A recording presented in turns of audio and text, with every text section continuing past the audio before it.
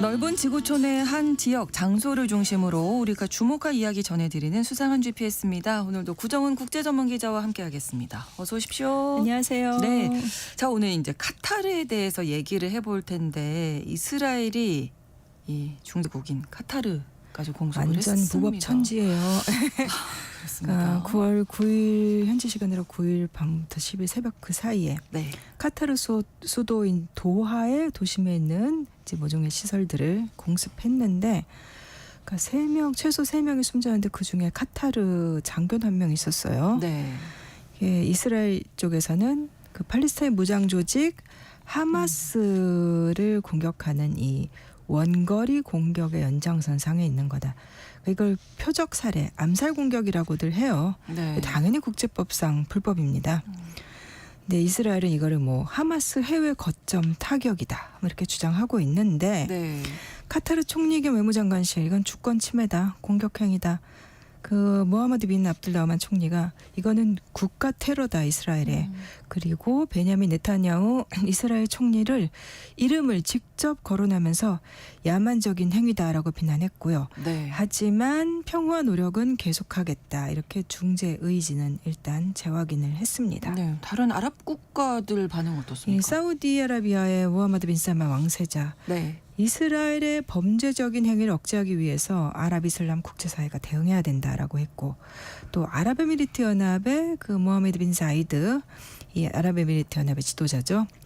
카타르로 날아가서 이제 카타르의 탐영고강을 포옹을 했는데 네. 사실 이 나라들 예전에 사우디 아랍에미리트가 한편 먹고 카타르에서 몇 년 전까지 사이 되게 안 좋았었거든요. 근데 이번에 이렇게 서로 끌어안는 모습을 보여줬고 이제 뭐 알자지라 카타르 방송이죠. 알자지라를 비롯해서 이제 걸프 국가들의 언론들은 뭐 전례 없는 긴장 고조다. 그리고 또 이 일대에 이제 팔레스타인 옹호였던 진영은 팔레스타인을 지지하는 나라들을 위축시키려는 거다. 이렇게 비판을 하고 있고요. 네. 이스라엘 안에서도 뭐 보수 구급파야 환영하겠지만 그렇죠. 이제 중도 진보 성향 언론들이나 특히 그리고 이스라엘의 안보와 관련된 엘리트층 인사들은 대미 관계, 그다음에 걸프의 동맹 관리에 리스크를 키웠다. 아랍에미리트 같은 나라들은 이미 과거에 이스라엘과 손잡고 몇 년 전부터 이제 국교를 수립한 나라들인데 네. 이 모든 걸 다 결국은 외교적인 리스크로 만들었다. 이렇게 이스라엘 안에서도 비판이 나오고 있습니다. 네. 사실 미국이 또 카타르랑 밀접한 관계인데 네. 트럼프 대통령 반응 궁금합니다. 일단 보면 제일 많이 나오는 게 거리두기 이스라엘의 공습과 이스라엘이 계속 편들고는 있지만 이 공습은 우리랑 상관이 없는 거다 이거죠. 그래서 일단 공식 코멘트는 조금 최소화하면서 네. 그러니까 동맹 파트너와 긴밀히 소통 중이다. 한마디로 카타르 달래고 있다는 얘기겠죠. 트럼프 대통령 발언대 보면 조금 짜증 섞인 반응이랄까요. 이스라엘에 대해서. 네. 네. 공습이 알려진 다음에 기자들한테 very unhappy, 아주 불만스럽다. Not a good situation. 좋은 상황 아니다. 인지를 돌려받는 거 우리도 원하는데 방식이 좋지 않았다. 현명하지 않았다. 계속 이스라엘에 대해서 이런 평가를 했고 네. 또 일부 미국 언론들 보도를 보니까 이 공습 뒤에 네타냐후 총리하고 트럼프 대통령 간에 통화를 했는데 네. 뭐 언쟁이 있었다. 이런 보도도 있었어요. 이스라엘이 미국에 알려줬는데 네. 마지막에 너무 늦게 알려줘서 미국이 대응 못하게 만들었다. 이런 얘기도 나오고 있고요. 사실 카타르에 미군 기지가 또 있어서 예, 미군 기지가 혹시 영화 트랜스포머 네, 1편에서 이제 네. 미국 기지가 외계 로봇에 침략받는 장면 그게 바로 카타르의 알 우데이드 기지라고 나와요. 그렇군요. 이게 수도 도하에서 한 30km 정도 떨어진 네. 이 사막 가운데 위치한 기지인데 네. 1991년에 이제 미국과 아랍국들 서방 이렇게 한편 먹고 이라크 공격한 걸프전이 있었잖아요. 네. 냉전 끝난 직후에. 네. 근데 카타르라는 나라는 지금도 병력이 한 26,500명? 굉장히 적습니다. 인구도 적고 군사력이 거의 없다 보니까 네. 냉전이 끝난 다음에 미국 보호 아래로 들어가자. 그래서 1996년에 당시 돈으로 10억 달러 들여서 이 알로데이드 기지를 만들었고 네. 3년 뒤 1999년에 미국하고 군사협력 협정을 체결해서 미군이 들어가게 됐어요. 근데 미군이 사실 중동에서 이런 기지를 구하기가 힘들어요. 사우디아라비아나 아랍에미리트 같은 데는 딱 거리 두고 있고 사우디가 잠깐 미군 기지 뒀다가 자국 내에서 반미 여론 고조돼서 테러 나고 막 이런 것들이 있어서 네. 아무도 안 하려고 하는데 카타르는 미군을 들여가면서 활동 제한 같은 것도 안 뒀어요. 그러니까 오. 뭐냐면 카타르에 있는 미군이 딴 데서도 원하면 뭐 딴 나라 가서 작전을 하든가 이렇게 예, 된 예. 거예요. 그래서 여기 지금 뭐 이 알로데이드 기지가 네. 미 공군과 카타르의 뭐 합동 기지라고 하는데 사실상 중동 최대 규모의 미 공군 기지고 그러니까 미군의 중동 작전을 관할하는 중부사령부 전방지휘부도 여기도 있고 그래서 뭐 항공기 급유라든가 뭐 정보 정찰 통신 거점 이런 걸 다 이 기지가 하고 있습니다. 주요 허브네요. 그러면. 예. 네. 그래서 뭐 이라크 전쟁, 아프가니스탄 전쟁, 뭐 시리아에서의 극단주의 세력과의 전쟁이라든가 그다음에 아프가니스탄에서 미군이 빼낼 때도 미군 철수할 때도 여기 거쳐서 미군들이 미국으로 돌아갔거든요. 네, 네. 그러니까 완전 그런 기지고 그래서 이스라엘이 카타르 공습한 다음에 트럼프도 이 기지를 언급하면서 카타르와의 동맹 관계 중요하다라는 점을 언급을 했죠. 네. 어떻게 보면 사실 뭐 이런 상황이 있으면 비난받을 게 뻔한 상황인데도 이렇게 공습을 한 이유는 뭘까요? 이스라엘 쪽의 논리는 하마스 해외 지휘부의 자금을 차단하겠다라는 겁니다. 사실 계속해서 뭐 2023년 10월에 전쟁 시작한 다음에 이스라엘이 뭐 레바논, 시리아, 예멘 뭐 이 전방으로 곳곳을 뭐 이란에 대해서는 또 뭐 딴 이유로 폭격을 했고 네. 이제 그거 갖다 이제 하마스 연계망에 그 대한 얘기를 계속 원거리 하고 있죠. 공격이다라고 네. 주장을 하는데 네. 근데 카타르는 하마스 해외 지휘부가 이 가자 공격 시점까지 카타르에 있었던 건 맞아요. 근데 이제 카타르는 하마스하고 대화 채널을 계속 유지를 하면서 이제 휴전 협상이라든가 인질 협상, 석방 협상 이런 거를 중재하는 입장이었어요. 그리고 네. 또 가자 지구의 그 인도적 지원 이거 자금도 우리가 플랫폼 역할을 하겠다 이렇게 해왔었고 네. 근데 미국이나 유럽연합도 누군가는 이런 역할을 해야 된다는 걸 인정을 하고 있습니다. 근데 이스라엘이 이번에 중재자 자체를 이제 공격을 해버린 거죠. 그러니까 당연히 유엔이나 유럽연합에서도 이번 공격에 대해서는 굉장히 비판을 하고 있죠. 네. 일단 카타르 하면 우리로서는 이제 자원부국이다. 네. 뭐 이 정도만 알고 계실 텐데 어떤 나라인지 한번 알아볼까요? 그러니까 정체로 보면은 입헌군주국인데 근데 뭐 유럽의 이렇게 대의민주주의 국가랑 좀 다릅니다.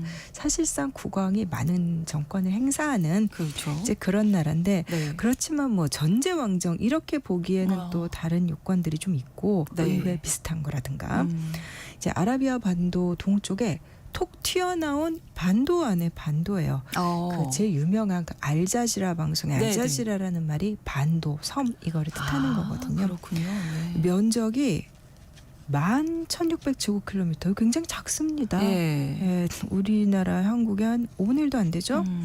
인구가 한 320만 명 정도 되는데 인구도 굉장히 적습니다만 그러네요. 거기 살고 있는 이 320만 명 중에서 실제로 카타리 즉 카타르 국적자는 10%밖에 안 돼요. 그래요. 예. 근데 걸프의 산유국들이 대체로 인구가 굉장히 적습니다.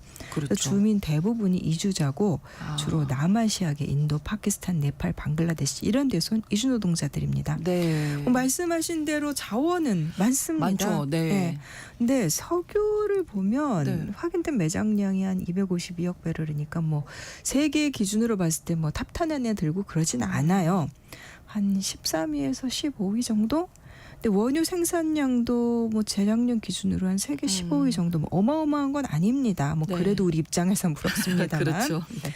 카타르에게 더 중요한 건 사실 천연가스예요. 근데 확인된 매장량이 1위 러시아, 2위 이란, 그 다음이 세계에서 세 번째입니다. 카타르예요. 예, 또 천연가스가. 우리한테도 중요한 게 네. LNG 수출 능력. 우리랑도 관계가 밀접하죠. 네. 이거는 미국, 호주에 이어서 세계 3위고 당연히 이 나라 뭐 소득 높습니다. 작년 1인당 GDP가 7만 1,600달러였는데 이거 명목 GDP고 네.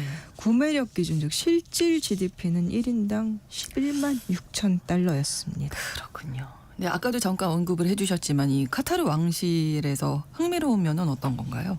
이 나라는 이 중동 볼 때 어떻게 네. 보면은 가장 재미나고 신기한 나라 중에 하나예요. 그러니까 영국의 보호령을 거쳐서 식민지는 아니었고 보호령 거쳐서 1971년에 독립을 했는데 네. 그 전부터 그리고 그 후부터 계속해서 알사니라고 부르는 왕가가 통치를 하고 있어요. 네. 근데 1995년에 벌써 30년 됐네요. 당시 43살이었던 네. 하마드라는 왕세자가 자기 아버지 국왕한테 물러나시오 하고 그러니까 이제 무혈 쿠데타 같은 거 궁정 쿠데타라고 부르는데 뭐 이렇게 뭐 총 들고 이런 건 아니고 네네네. 나가라 해서 내보낸 다음에 집권을 해버렸습니다. 그게 95년이었고 그 이듬해 96년에 그 유명한 알자지라 방송을 만든 거죠. 네. 우린 서구화하겠다. 그리고 LNG 중심으로 이제 국가 전략도 짜고 사실 걸프의 왕국들이 주로 이제 후진적인 정치 구조라든가 그렇죠. 경제적으로 뭐 화석연료 의존도 너무 높다 이런 얘기 많이 네, 하잖아요. 네. 근데 카타르는 하마드 국왕이 즉위한 다음에 거의 뭐 미래를 향한 돌진 그런 그러네요. 거였습니다. 계획이 있었네요. 어떻게 네. 보면. 2013년에 더 놀라운 거는 네. 하마드가 난 이제 물러나겠다. 오. 젊은 사람이 개혁해야 된다는 거예요. 개혁 네. 계속하려면. 그래서 아들 타밈한테 전격적으로 왕위를 물려줬습니다. 이 타밈 현 국왕 1980년생입니다. 네. 그래서 즉위한 다음에 이제 젊은 지도자로서 뭐 실용 외교, 그다음에 스포츠 교육 투자, 2022년 월드컵 많이 카타르 월드컵. 기억하잖아요. 예. 그때 이제 현 국왕, 이 타민 국왕 키가 어마어마하게 큽니다. 한 2m 가까이 될 거예요.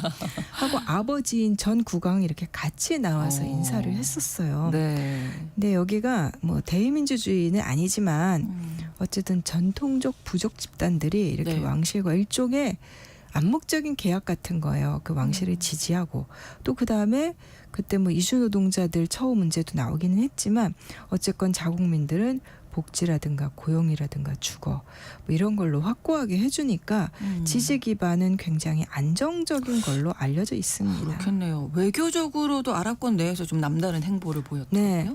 일단 역시 크지 않은 나라입니다만 네. 이제 외교홍보는 굉장히 눈에 많이 띄었어요. 거의 한 지난 10수년간 카타르는 네. 대체로 이렇게 중동에서 그 이전에 사우디라든가 이런 나라들보다 훨씬 더 뉴스에 많이 등장하는 나라였는데 네. 이제 뭐 월드컵이라든가 그런 것도 있지만 제일 중요한 게 중재자 역할입니다. 그러니까 뭐 이스라엘 그 가자 전쟁도 그렇고 사실은 이제 걸프의 다른 아랍 국가들이 이란하고 사이가 굉장히 안 좋잖아요. 그렇죠. 근데 카타르는 이란하고도 좀 우호적인 관계예요. 오.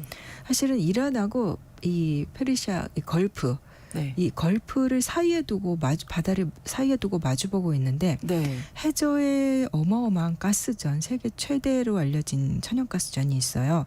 근데 이거를 이란하고 카타르가 공동 소유하고 있어요. 아, 그럼 사이 좋아야 되겠네요. 네, 등 돌릴 수 없어요. 네. 그리고 그 앞서서 이제 아프가니스탄에서 미군 철군할 때 여기를 거점 삼았다 그랬잖아요. 네, 미국도 네. 카타르에 이제 군사기지가 있는 것도 있지만 당시 미국이 탈레반하고 협상할 때 조 바이든 정부 때 네. 그것도 카타르가 중재를 했었어요. 오, 예. 그렇군요. 그러니까 탈레반하고도 관계 완전히 안 끊고. 근데 저런 식으로 설명해요. 특별히 누구를 좋아서라기보다 네. 전방위로 보험 들어놓는 스타일 있잖아요.